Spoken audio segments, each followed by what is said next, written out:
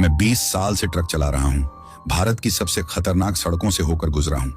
हादसे देखे हैं, गाड़ियां खराब होते देखी हैं, वो थकान महसूस की है जो इंसान को भ्रमित कर देती है। लेकिन यह थकान नहीं थी, ये कोई दिमाग का धोखा नहीं था।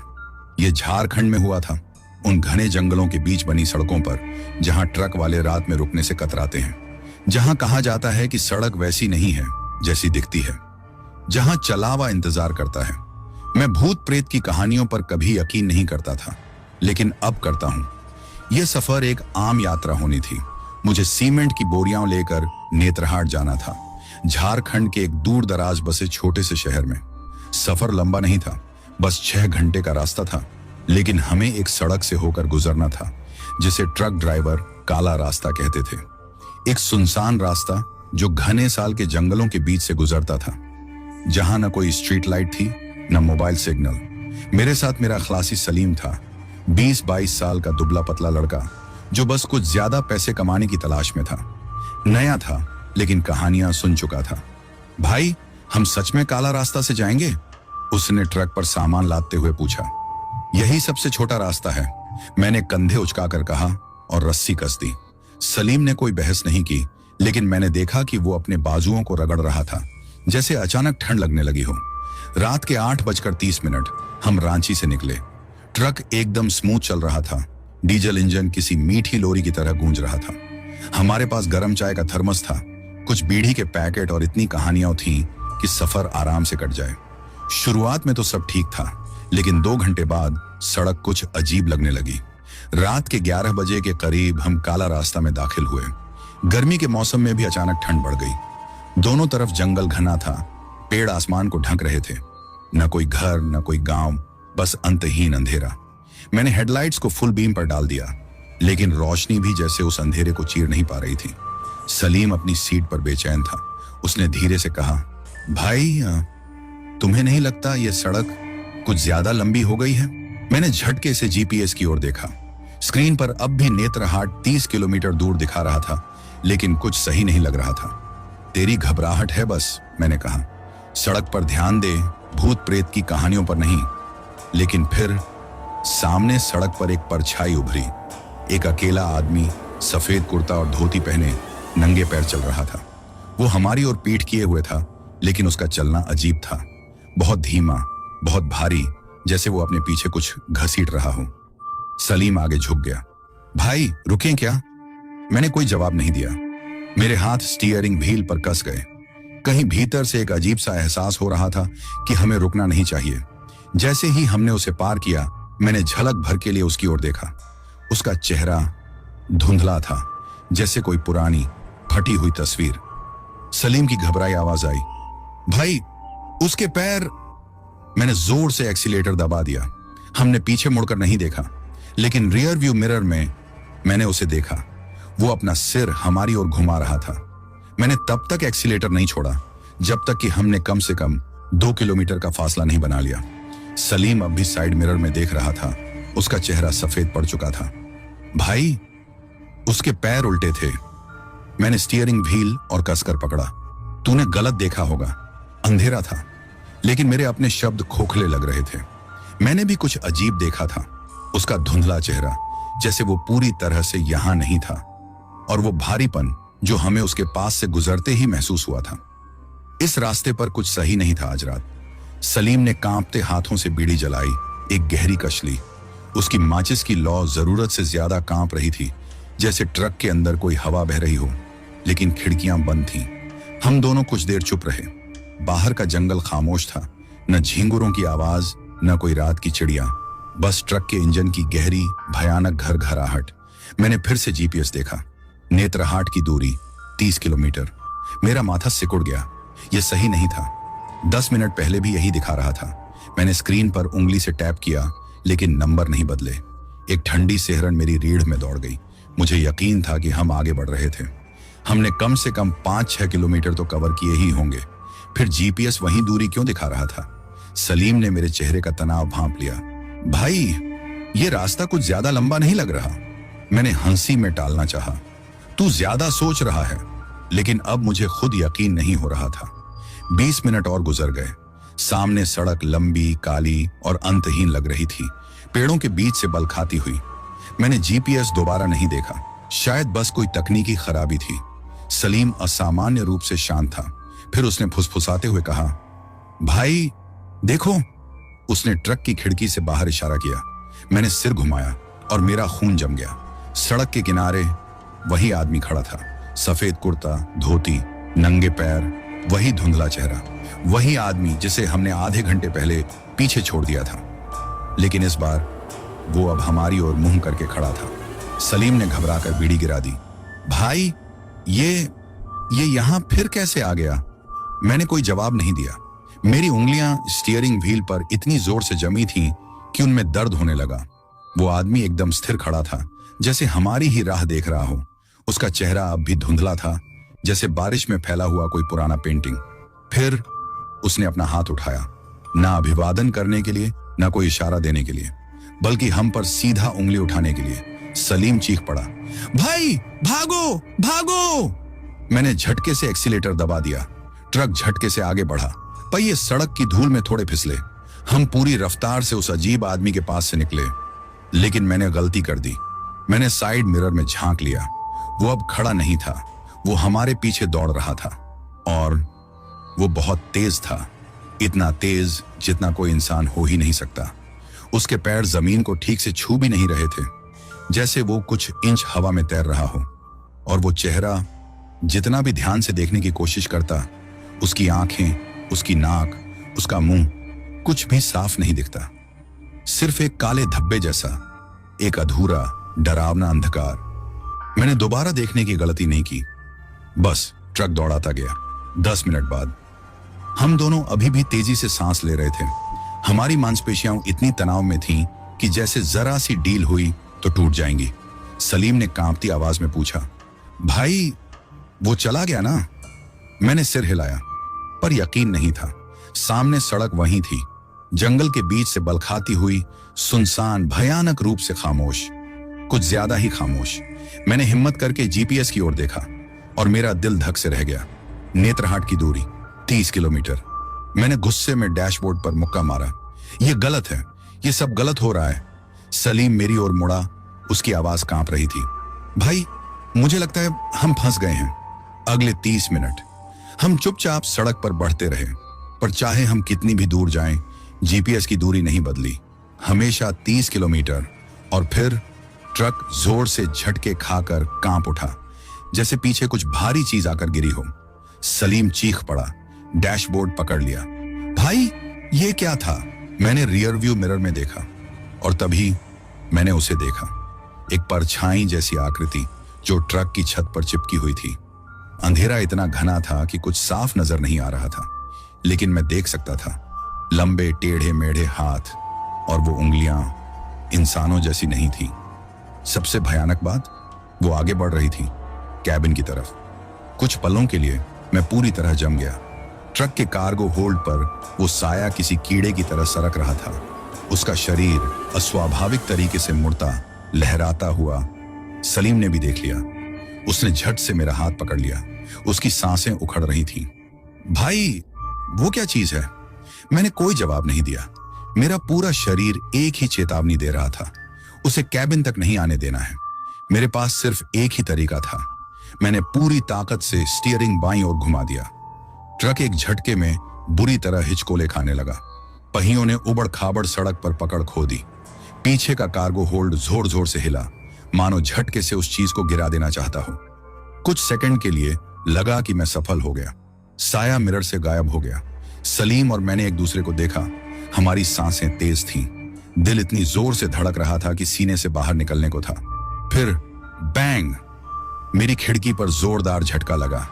एक जली हुई, सड़ी गली काली हथेली, बहुत लंबी, टेढ़ी, मुड़ी हुई उंगलियां कांच पर चिपक गईं और उसके पीछे कुछ नहीं, एक चेहरा होना चाहिए था, पर वहां सिर्फ एक गहरा अंधेरा था, एक खाली जगह, एक घूमती हुई डरावनी शून्यता। जहां सिर होना चाहिए था, वहां बस काला, भयानक शून्य था। सलीम चीख पड़ा। मैंने पूरी ताकत से ब्रेक दबा दिया। ट्रक धड़ाम से रुक गया। टायरों की तीखी चीख जंगल की खामोशी को चीरते हुए गूंज उठी। फिर सन्नाटा। हथेली गायब थी, खिड़की अब खाली थी। सलीम हाँफ रहा था। मैंने पसीना पोंछा, लेकिन मेरे हाथ बुरी तरह कांप रहे थे।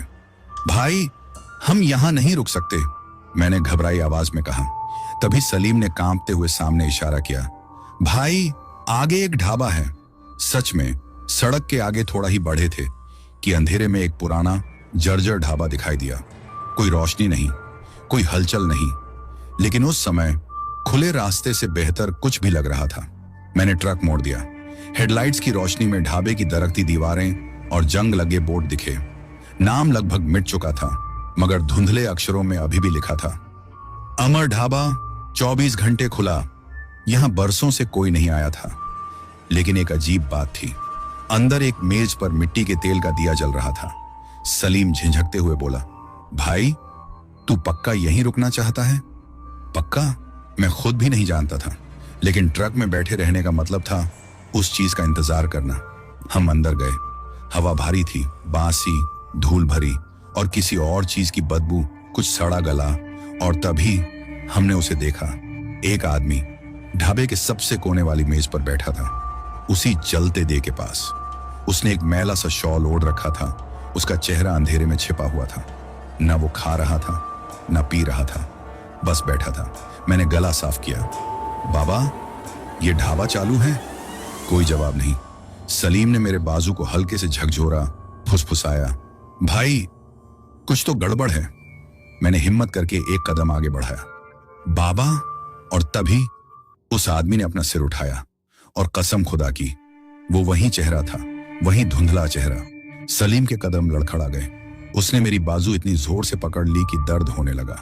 उसका चेहरा गलत था, पहले की तरह, एक मिटा हुआ चेहरा, जैसे किसी ने उंगलियों से उसे घिसकर धुंधला कर दिया हो। लेकिन इस बार वो बोला।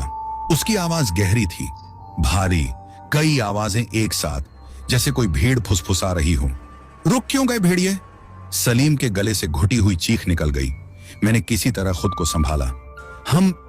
हम सिर्फ रास्ते से गुजर रहे हैं बाबा। वो आदमी हंसा, एक धीमी खोखली हंसी जिसने मेरी रीढ़ में सिहरन दौड़ा दी। फिर वो आगे झुका और टिमटिमाते दिए की रोशनी में मैंने उसके दांत देखे, बहुत ज्यादा दांत। उसने सरसराते लहजे में फुसफुसाया, तुम गुजर रहे हो या वापस आ रहे हो? सलीम ने मेरा हाथ कसकर पकड़ लिया। भाई, चलो यहां से। मैं मुड़ा, पर ढाबा बदल चुका था। जिस दरवाजे से हम अंदर आए थे वो गायब था। मेरा दिल जोर से धड़कने लगा। दीवारें खींचने लगीं, फैलती हुई, अंधेरे में गहराती हुई, जैसे हम किसी अंतहीन सुरंग में खड़े हों। मेज के उस पार बैठा आदमी अब भी मुस्कुरा रहा था। उसके चमचमाते असमान्य दांत अंधेरे में और डरावने लग रहे थे। सलीम बौखला गया। उसने दिया उठाया और उस आदमी पर फेंक दिया। जैसे ही आग ने उसे छुआ, वो गायब हो गया। बस यूं ही, जैसे कभी वहां था ही नहीं। मिट्टी के तेल की लाल लपटें मेज पर फैल गईं। धुएं की लकीरें हवा में उठने लगीं। और फिर हमें हंसी सुनाई दी, पर ढाबे से नहीं, ट्रक से। भाई, अब क्या करें? सलीम ने मेरी बांह पकड़ ली। मैंने मुश्किल से निगलते हुए कहा, ट्रक में वापस चलते हैं और दोबारा कहीं नहीं रुकेंगे, चाहे कुछ भी हो जाए। सलीम ने कोई बहस नहीं की और हम भागे। मैंने दरवाजा खोला। अंदर की हवा भारी थी, बोझिल, जैसे वहां कोई और बैठा हो। मैंने चाबी घुमाई। इंजन गरजते हुए जिंदा हुआ। भाई देख, सलीम की कांपती आवाज गूंज उठी।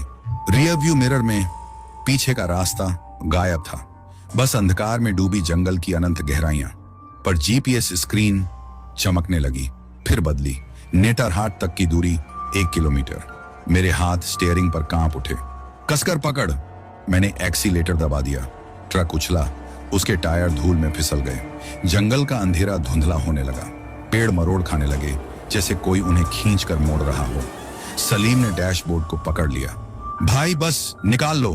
और फिर हेडलाइट की रोशनी में कुछ विशाल खड़ा था, ट्रक से भी ऊंचा, लंबे असामान्य रूप से खींचे हुए हाथ, उंगलियां जमीन पर घिसटती हुई। उसने अपना मुंह खोला, पर वहां से कोई आवाज नहीं निकली, बल्कि हमारी ही आवाजें लौट कर आईं। सलीम की चीख, मेरी आवाज, हमारी वही बातें जो हमने पहले रात में कही थी। ड्राइव, सलीम चिल्लाया। मैंने पूरी ताकत से एक्सीलेटर दबाया। ट्रक उस पर चढ़ गया और सब कुछ सामान्य हो गया। हम जंगल से बाहर निकल आए और पीछे काला रास्ता गायब हो चुका था। जीपीएस ने बीप किया। नेतरहाट की दूरी 0 किलोमीटर। हम बच गए थे, लेकिन उस रात के बारे में हमने कभी बात नहीं की, क्योंकि हम जानते थे वो सड़क अब भी इंतजार कर रही थी। हम तब तक नहीं रुके जब तक नेतरहाट का पहला चौराहा नहीं दिख गया। ट्रक धीरे धीरे एक छोटी सी ढाबेनुमा स्टेशन पर आकर रुका। ट्रक की बॉडी धूल, पत्तों और कुछ और चीजों से ढकी थी। लंबी गहरी खरोंचें जिन्हें न सलीम ने छूने की हिम्मत की न मैंने। सलीम एक झटके में ट्रक से कूदा। उसके पैर इतने कांप रहे थे कि वो जमीन पर गिरते गिरते बचा। मैंने इग्निशन बंद कर दिया। मेरी उंगलियां कांप रही थीं।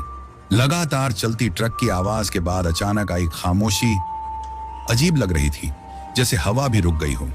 पास ही एक टूटी फूटी चाय की दुकान पर बैठा चाय वाला हमें घूरने लगा। क्या हुआ भाई, इतने घबराए हुए क्यों लग रहे हो? मैंने कुछ नहीं कहा, सलीम ने भी नहीं। हम अभी भी अपनी सांसें समेटने की कोशिश कर रहे थे। फिर एक बूढ़ा आदमी जो पास की लकड़ी की बेंच पर बैठा था धीरे से बोला। उसकी धुंधली बुझी हुई आंखें सीधे हम पर टिकी थीं। तुम लोग उस रास्ते से आए हो ना? सलीम एकदम सख्त हो गया। मेरे गले में कुछ अटक गया। बूढ़े ने धीरे से सिर हिलाया। जो भी वहां से गुजरता है वापस पूरा नहीं आता। मैंने फोन देखा। रात के 3 बज रहे थे।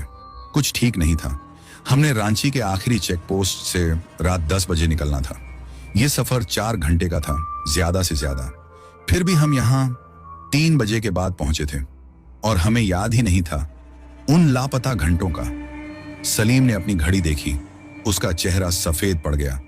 भाई, हमने रास्ते में रुका भी नहीं। मेरे पेट में अजीब सा मरोड़ उठा। हमसे वक्त ले लिया गया था। आपको कैसे पता कि हम उसी रास्ते से आए? मैंने बूढ़े आदमी से पूछा। उसके होंठों पर अजीब सी मुस्कान आई। बेटा, वो रास्ता सिर्फ दिखाई नहीं देता, वो तुम्हारे अंदर भी घुस सकता है। सलीम पीछे हट गया। मेरा सांस लेना भी मुश्किल हो गया। बूढ़े ने चाय का घूंट लिया, मानो उसने अभी अभी हमारी हकीकत नहीं तोड़ी। अगर वापस जाना है तो किसी मौलवी या तांत्रिक को मिल लो, वरना।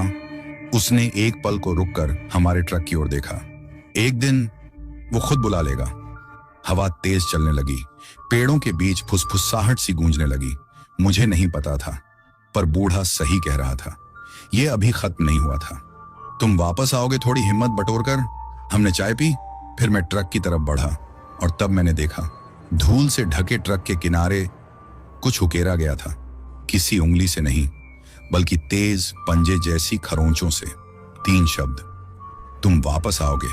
सलीम ने भी देखा। उसका चेहरा राख सा सफेद हो गया। वो लड़खड़ाते हुए पीछे हटा। भाई, ये ट्रक अब नहीं चलाएंगे। मैं कहना चाहता था कि वो ज्यादा सोच रहा है, कि ये सब बस हमारे दिमाग का खेल है, पर अंदर से मुझे भी पता था वो रास्ता अब भी हमारी अनराह देख रहा था। खामोशी जो सांस लेती थी। हम सुबह होने से पहले चाय की दुकान छोड़ चुके थे। किसी ने उस खरोंच वाले संदेश पर बात तक नहीं की, पर कुछ बदल चुका था। यहां तक कि जब हम अपनी मंजिल तक पहुंचे, सामान उतारा और पैसे लिए, तब भी वो भारीपन, वो साया हम पर मंडरा रहा था। सलीम ने उस रात ट्रक में सोने से साफ मना कर दिया। मैंने जिद नहीं की। हमने हाईवे के पास एक पुरानी खस्ताहाल लॉज में कमरा ले लिया। कमरा अंधेरा था। पंखा चरमराते हुए घूम रहा था। बिजली की रोशनी लगातार टिमटिमा रही थी। मैं इतना थका था कि बिस्तर पर गिरते ही बेहोश हो जाना चाहिए था, पर ऐसा नहीं हुआ, क्योंकि वो खामोशी अजीब थी, जैसे कोई सुन रहा हो। मुझे नहीं याद कि मैं कब सो गया, पर मुझे याद है मैं कब जागा। न लॉज में, न बिस्तर पर। मैं वापस ट्रक में था। हेडलाइट्स जल रही थी। उनकी रोशनी घने जंगलों की अनंत सड़क को चीर रही थी। इंजन चालू था। मेरी सीट के पास वाली जगह खाली थी। सलीम?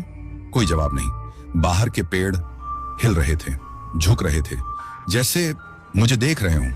मैंने स्टीयरिंग घुमाने की कोशिश की, पर हाथ हिले ही नहीं। फिर मैंने रियर व्यू मिरर में देखा और वहां कोई बैठा था, एक काला साया। उसका सिर टेढ़ा हो रहा था, जैसे वो मुझे देख रहा हो। फिर उसने फुसफुसाकर कहा, तुम आ गए। हांफते हुए उठ बैठा। कमरा अंधेरे में डूबा था, पर कुछ गलत था। मेरे हाथ में ट्रक की चाबियां थीं, सलीम भी जाग चुका था। वो बिस्तर पर बैठा था, उसका चेहरा सफेद जैसे किसी मुर्दे का। भाई, उसकी आवाज कांप रही थी। मैं सपना देख रहा था कि हम फिर से ट्रक में हैं, उसी रास्ते पर।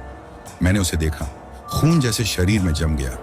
हम दोनों ने एक ही सपना देखा था, या शायद वो सपना था ही नहीं। कुछ हमें वापस बुला रहा था और ये अभी खत्म नहीं हुआ था। अगली सुबह हमने नेतारहाट छोड़ने का फैसला कर लिया। एक और रात वहां बिताने की हिम्मत नहीं थी। दोपहर तक हम फिर से हाईवे पर थे, रांची की ओर, उस मनहूस रास्ते से दूर। पर जब मैंने रियर व्यू मिरर में देखा, मुझे ट्रक के कार्गो होल्ड में कुछ हिलता दिखा। एक परछाई देखती हुई, इंतजार करती हुई। मैंने पलकों को झपकाया और वो गायब हो गई। पर मुझे पता था ये खत्म नहीं हुआ था, क्योंकि जो एक बार उस रास्ते से गुजर जाए, वो रास्ता उसे कभी छोड़ता नहीं। हाईवे हमारे सामने फैला था, दोपहर की चिलचिलाती धूप में नहाया हुआ। गाड़ियों की गड़गड़ाहट, डामर और डीजल की भारी गंध हवा में घुली थी। सब कुछ सामान्य लगना चाहिए था, पर नहीं लग रहा था। सलीम असामान्य रूप से शांत था।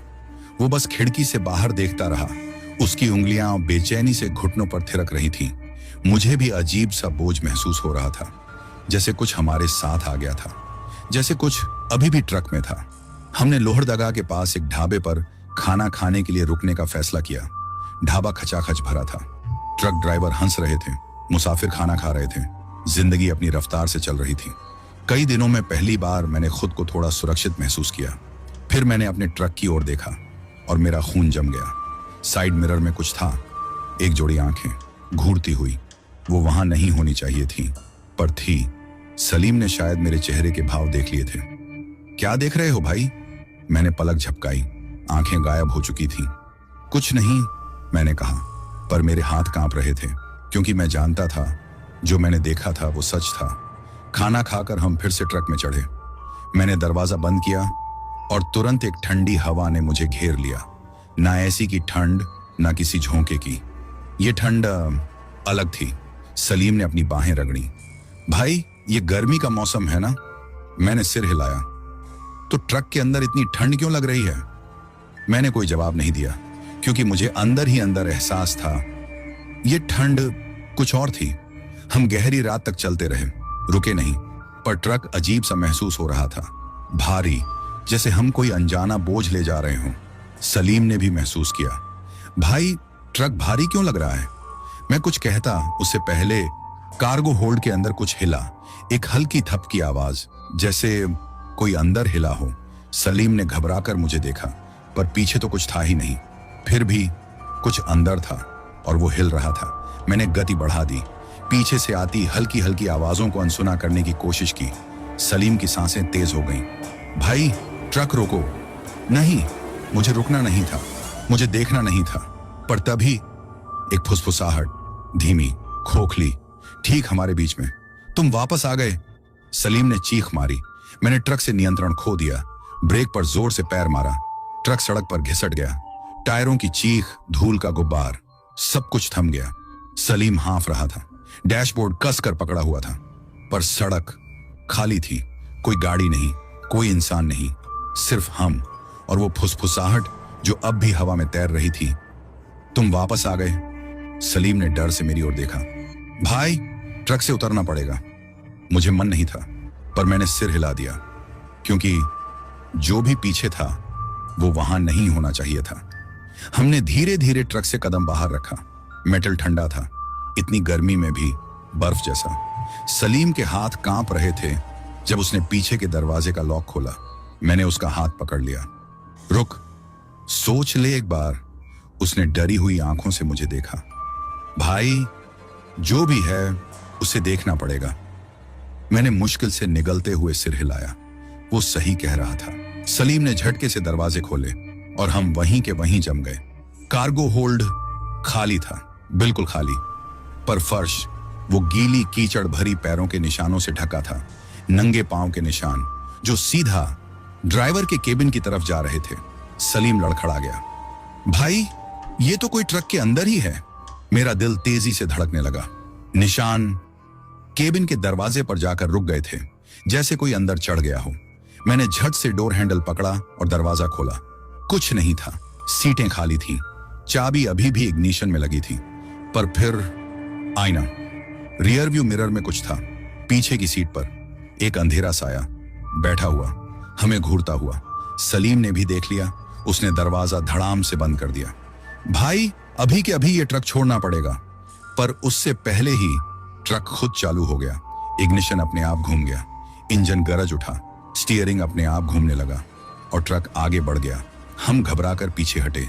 हमारा अपना ट्रक खुद ब खुद सड़क पर दौड़ पड़ा। हेडलाइट्स जल बुझ रही थीं और हॉर्न बिना किसी के दबाए गूंज उठा। और फिर ट्रक रुक गया, ठीक हाईवे के बीचों बीच, जैसे किसी का इंतजार कर रहा हो। सलीम ने मेरा बाजू पकड़ लिया। भाई, ये ट्रक अब हमारा नहीं रहा। मैं जानता था कि वो सही कह रहा था, पर तभी ड्राइवर साइड का दरवाजा धीरे धीरे खुल गया, जैसे हमें वापस बुला रहा हो। और अंदर से एक आवाज आई, सर्द, खोखली, चलो, सफर अभी बाकी है। ट्रक का दरवाजा खुला था, इंतजार कर रहा था। हमारे बीच गहरा भयानक सन्नाटा पसर गया। सलीम ने जोर से सिर हिलाया। भाई, इसमें वापस नहीं बैठना। मैंने कोई जवाब नहीं दिया, क्योंकि अंदर ही अंदर मैं भी वही महसूस कर रहा था। यह ट्रक अब हमारा नहीं था, अब यह किसी और का था, या शायद किसी चीज का। और फिर इंजन गरज उठा, हेडलाइट्स हमारी तरफ घूम गईं, जैसे आंखें जो देख रही थीं, जो जिंदा थीं। एक फुसफुसाहट हवा में गूंज उठी, गहरी, ठंडी, ताने भरी। चलो, सफर अभी बाकी है। और फिर ट्रक आगे बढ़ा, सीधा हमारी तरफ। भागो! सलीम और मैं दौड़े, हाईवे से हटकर पास की झाड़ियों में कूद पड़े। ट्रक हमारे पास से सर्राटे से गुजरा, धूल उड़ाता हुआ, हॉर्न पागलों की तरह चीखता हुआ। मैं जमीन पर गिर पड़ा, हांफता हुआ। दिल इतनी जोर से धड़क रहा था कि लगता था सीने से बाहर आ जाएगा। सलीम भी पास ही था, कांपता हुआ। हमने देखा हमारे अपने ट्रक को, जो अब खुद चल रहा था।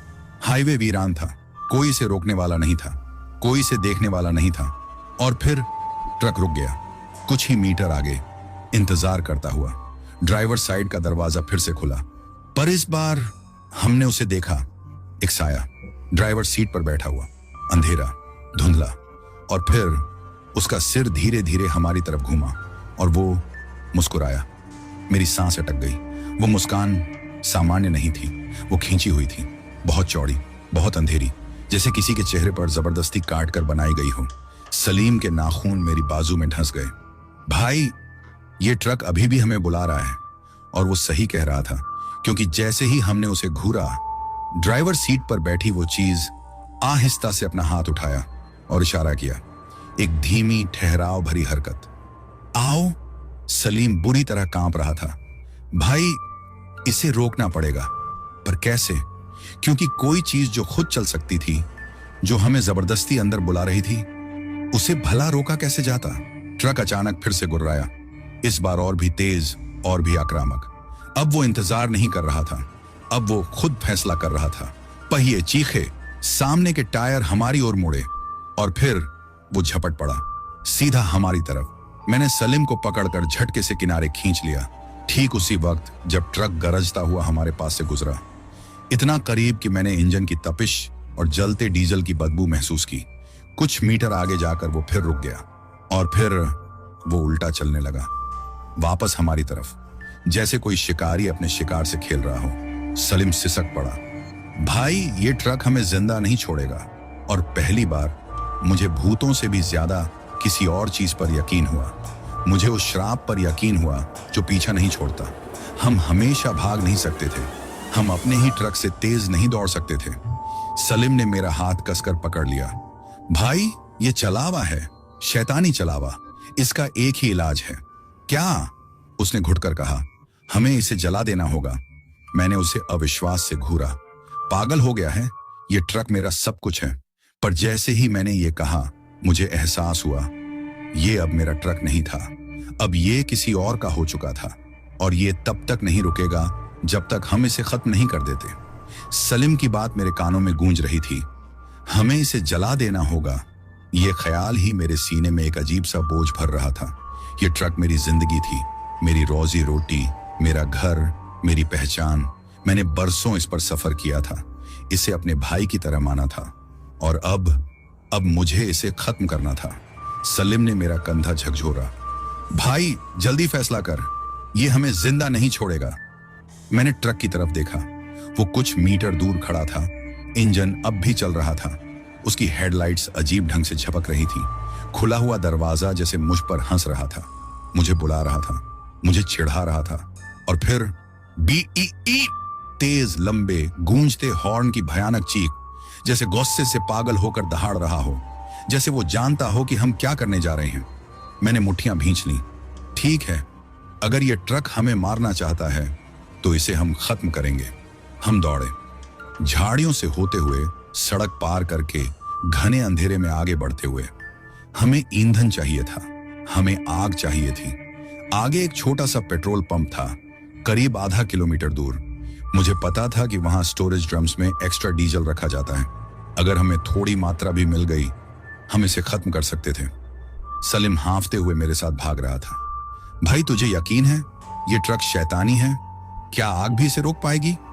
मैंने कोई जवाब नहीं दिया, क्योंकि मैं भी यकीन से नहीं कह सकता था। पर हमें कोशिश करनी थी। अगर हमने कोशिश नहीं की तो ये हमें पहले मार डालेगा। पेट्रोल पंप अंधेरे में डूबा था, रात के लिए बंद, पर इससे फर्क नहीं पड़ता था। हमने स्टोरेज टैंक्स के पास एक प्लास्टिक कैन पड़ी देखी। मैंने एक लोहे की रॉड उठाकर ढक्कन खोल दिया। तेज डीजल की गंध नाक में चुभी। जल्दी भाई, सलीम ने धीरे से कहा। मैंने तेजी से कैन भरी। मेरे हाथ कांप रहे थे। हमें लौटना था इससे पहले कि ट्रक गुर्र। पीछे से इंजन की आवाज। सलीम और मैं सुन्न होकर वहीं खड़े रह गए। धीरे धीरे हमने मुड़कर देखा और वहां वो था, हमारा ट्रक खड़ा देख रहा था। वो हमारे पीछे पीछे यहां तक आ गया था। वो जानता था कि हम क्या करने जा रहे हैं और वो हमें ऐसा करने नहीं देने वाला था। भाई ये ट्रक यहां कैसे आ गया? सलीम ने फुसफुसाया। उसकी आवाज कांप रही थी। मैंने कोई जवाब नहीं दिया, क्योंकि मैं जानता था ये अब सिर्फ एक मशीन नहीं था, ये जिंदा था और ये हमें शिकार बना रहा था। ट्रक की हेडलाइट्स झपकने लगी। टूटे फूटे अजीब चमकते फ्लैश में पूरा पेट्रोल पंप नहाने लगा। और फिर वो हिला, धीरे धीरे आगे बढ़ते हुए, जैसे कोई शिकारी अपने शिकार को घेर रहा हो। सलीम ने मेरा हाथ पकड़ लिया। भाई यहां रुकना मौत को न्योता देने जैसा है। अब हमारे पास सिर्फ दो रास्ते थे। एक, भागना, लेकिन ट्रक तेज था। दो, इसे यहीं इसी वक्त जलाकर खत्म कर देना। मैंने अपने हाथ में पकड़े डीजल के कनस्तर की तरफ देखा। भाई तू माचिस लाया? सलीम के चेहरे का रंग उड़ गया। नहीं, हरामखोर, हमें आग लगाने का ईंधन तो मिल गया था, लेकिन आग लगाने का जरिया नहीं। और ट्रक ये जानता था। ट्रक झटके से आगे बढ़ा, इस बार तेज, सीधा हमारी तरफ। अब कोई खेल नहीं, अब कोई इंतजार नहीं। मैंने सलीम को खींचकर किनारे फेंक दिया। ठीक उसी वक्त जब ट्रक पेट्रोल टैंकों से टकराया, बम! आग का एक विशाल गोला हवा में फट पड़ा। पूरे पेट्रोल पंप को लपटों ने निगल लिया। जलती हुई लपटों की रोशनी से सब कुछ चकाचौंध था। हमारा ट्रक आग की लपटों में घिरा हुआ, जलता हुआ।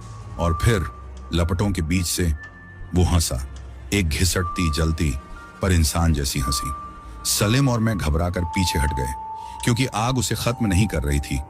ट्रक अब भी चल रहा था, अब भी हमारी तरफ बढ़ रहा था। भाई, सलीम ने कांपते हुए कहा, यह ट्रक जल के भी नहीं रुक रहा। और वो सही था। ट्रक की धातु चटक रही थी। उसका जलता हुआ ढांचा टूटकर मुड़ रहा था, लेकिन वो फिर भी आगे बढ़ रहा था। उसका हॉर्न अब भी गूंज रहा था। वो अब तक खत्म हो जाना चाहिए था, पर नहीं हुआ, क्योंकि ये अब ट्रक नहीं था। ये कुछ और था, कुछ ऐसा जिसे मारा नहीं जा सकता था। जमीन हिलने लगी जब वो हमारी ओर बढ़ा। उसके नीचे से लपटें निकल रही थीं। इंजन किसी नरक के राक्षस की तरह दहाड़ रहा था। सलीम चीख पड़ा और फिर मैंने उसे देखा। लपटों के पार, टूटे शीशे के पीछे, ड्राइवर की सीट पर एक परछाई, एक आकृति। वो वहां बैठा था, मुस्कुरा रहा था। उसके जलते हुए हाथ स्टीयरिंग को जकड़े हुए थे और उसकी खोखली मरी हुई आवाज फुसफुसाई, तुम इस सफर से भाग नहीं सकते। फिर ट्रक झपटा सीधा हमारी तरफ, आखिरी बार। भाई हटो! जलता हुआ ट्रक राक्षस की तरह गरजता हुआ हमारी ओर बढ़ा। मैंने और सलीम ने खुद को झटके से किनारे फेंक दिया। ठीक उसी वक्त जब ट्रक धधकते पेट्रोल पंप के आर पार जा गिरा, उसके टायर चीख उठे। धातु गर्मी से पिघलने लगी, लेकिन वो रुका नहीं। वो अब भी आ रहा था। और फिर हॉर्न अचानक बंद हो गया, इंजन खामोश हो गया, ट्रक धीरे धीरे रुकने लगा और फिर पूरी तरह ठहर गया। मरा हुआ, जलता हुआ, लेकिन शांत। अब सिर्फ आग की चरचराहट और हमारी भारी सांसों की आवाज बची थी। सलीम घिसटता हुआ मेरे पास आया। उसका चेहरा कालिख से काला पड़ चुका था। भाई, बस ये खत्म हो गया? मैं मान लेना चाहता था, सच में चाहता था, लेकिन कुछ गलत लग रहा था, क्योंकि जलती हुई लपटों के बीच मैंने उसे अब भी देखा। ड्राइवर की सीट पर बैठा हुआ, अब भी देख रहा था, अब भी मुस्कुरा रहा था। सलीम ने मेरी बाजू खींची। चलो यहां से भाई। मैंने सिर हिलाया। हमने मुड़कर दौड़ने की कोशिश की, लेकिन किसी ने मेरा टखना पकड़ लिया। एक जलता हुआ कंकाल जैसा हाथ। मैं चीख पड़ा। सलीम मुंह तक झपटा, मुझे खींचने की कोशिश करने लगा, और तभी एक आवाज गूंज उठी, धीमी, सरसराती, मौत जैसी। तुम जा नहीं सकते। मुझे पकड़ने की पकड़ और कस गई। मैंने छूटने की कोशिश की, लेकिन जमीन मेरे पैरों के नीचे से गायब हो गई। मुझे ट्रक के अंदर खींच लिया गया। दरवाजा जोर से बंद हो गया। सलीम की आवाज मेरा नाम चीखती हुई धीरे धीरे दूर होती चली गई, और फिर अंधेरा। मैं अंदर था, एक ऐसे ट्रक के अंदर जो अब ट्रक नहीं था। डैशबोर्ड पिघलते हुए मांस से बना था, स्टीयरिंग आपस में जकड़ी हुई हड्डियां थीं, गियर शिफ्ट, एक कटी हुई हथेली, और जिस सीट पर मैं बैठा था वो हिल रही थी, वो सांस ले रही थी। मैं उठने की कोशिश की, लेकिन मैं हिल भी नहीं सका। कुछ मुझे जकड़े हुए था। और फिर रियर व्यू मिरर में मैंने उसे देखा, ड्राइवर की सीट पर बैठा हुआ। अब कोई परछाई नहीं, अब एक जलता हुआ आदमी। उसका चेहरा झुलसा हुआ, काला और बेजान, होंठ पीछे खींचकर एक कंकाल जैसी भयानक मुस्कान में बदल चुके थे। मरी हुई आंखें मुझ पर गड़ी थीं।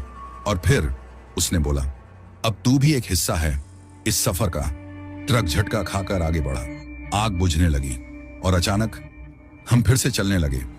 लेकिन आगे का रास्ता वो हाईवे नहीं था, वो कुछ और था, अंतहीन, काला, एक ऐसा रास्ता जो हमेशा के लिए फैला हुआ था। मैं हिलने की कोशिश की, चिल्लाने की, पर मेरे हाथ पहले से ही स्टीयरिंग पर जमे हुए थे, जैसे मैं हमेशा से चला रहा था। और फिर मैंने रियर व्यू मिरर में कुछ देखा। सलीम बाहर ट्रक के पीछे भागता हुआ, कुछ पकड़े हुए, एक त्रिशूल। त्रिशूल? ये उसे कहां से मिला मुझे नहीं पता, लेकिन वो चिल्ला रहा था, एक नाम। ट्रक हिलने लगा, वो चीख उठा। उसके अंदर बैठी चीज गुस्से से दहाड़ उठी, और पहली बार मुझे स्टीयरिंग ढीली लगने लगी। मैं हिल सकता था। सामने का रास्ता धुंधलाने लगा, ट्रक नियंत्रण खोने लगा, और मुझे समझ आ गया यही मौका था। मैंने सोचा नहीं, बस किया। मैंने गियर शिफ्ट को पकड़ा। वो जलते हुए मांस की तरह महसूस हुआ। ट्रक ने मुझसे लड़ाई की। हॉर्न फिर से गूंजा, खिड़कियों में दरारें पड़ गईं, लेकिन मैंने गियर जबरदस्ती रिवर्स में डाल दिया। टायर चीख उठे, ट्रक बेतहाशा कांपने लगा, और फिर मैंने छलांग लगा दी। दरवाजा खोलकर खुद को बाहर फेंक दिया। जमीन पर जोर से गिरा, गिट्टियों और मिट्टी पर लुढ़कता चला गया। पूरे शरीर में दर्द फैल गया, लेकिन मैं जिंदा था। और जब मैंने सिर उठाया, ट्रक गायब हो चुका था। बस यूं ही जैसे कभी था ही नहीं, सिर्फ जली हुई जमीन बची थी। रास्ता खामोश था, और मुझे पता था सब कुछ खत्म हो गया था। जब आंख खुली, मैं अस्पताल में था। सलीम वहां बैठा था। उसने सब कुछ बताया। गांव के बाबा ने उसे वो त्रिशूल दिया था, मंत्रों से सिद्ध। वो हमारी आखिरी उम्मीद थी, और वो काम कर गया। ट्रक हमेशा के लिए चला गया। उसके बाद मैंने गाड़ी चलाना छोड़ दिया। जो कुछ भी बचा था बेच दिया। अपने शहर में एक मामूली नौकरी पकड़ ली, और कभी पीछे मुड़कर नहीं देखा। कभी कभी रात में ऐसा लगता है जैसे हॉर्न की आवाज सुनाई दे रही हो, पर वो सिर्फ मेरा भ्रम है, क्योंकि मैं जानता हूं वो ट्रक चला गया है, और इस बार वो कभी वापस नहीं आएगा। दोस्तों, यह थी हमारी आज की कहानी। कैसी लगी कमेंट में जरूर बताइए।